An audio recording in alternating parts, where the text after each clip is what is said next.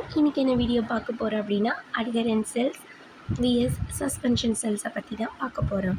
First அட்ஹெரன்ட் செல்ஸை பற்றி பார்க்கலாம்.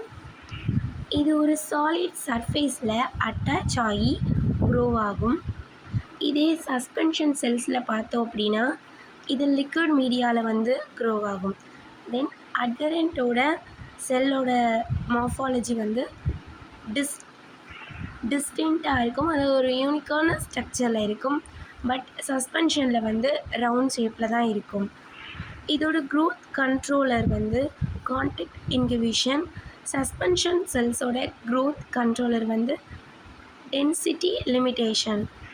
தென் adherent செல்ஸ்க்கு என்சைமேட்டிக் ஆர் மெக்கானிக்கல் டிஸாசோசியேஷன் தேவைப்படும். பட் சஸ்பென்ஷன் செல்ஸ்க்கு என்சைமேட்டிக்கல் ஆர் மெக்கானிக்கல் டிஸாசோசியேஷன் தேவைப்படலை. அட்ஹெரன்ட் செல்ஸ் லோவர் ஈல்டு கொடுக்கும். சஸ்பென்ஷன் ஹையர் ஈல்டு கொடுக்கும்.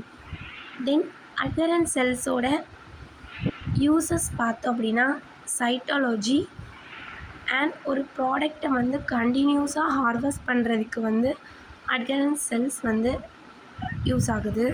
தென் suspension cells bulk protein production or பேட்சாக அந்த மாதிரி ஹார்வெஸ்ட் பண்ணுறதுக்கு இந்த சஸ்பென்ஷன் கல்ச்சர்ஸ் செல்ஸ் யூஸ் ஆகுது. அட்ஹெரன்ட் செல்ஸ் மெயின்லி எதில் டெரிவ் ஆகும் அப்படின்னா ஆர்கன் ஆர் டிஷ்யூவில். Suspension cells mainly derive from blood. Thank you all. இந்த வீடியோ உங்களுக்கு பிடிச்சிருக்குன்னு நினைக்கிறேன். பிடிச்ச நம்ம சேனலை சப்ஸ்கிரைப் பண்ணிக்கோங்க.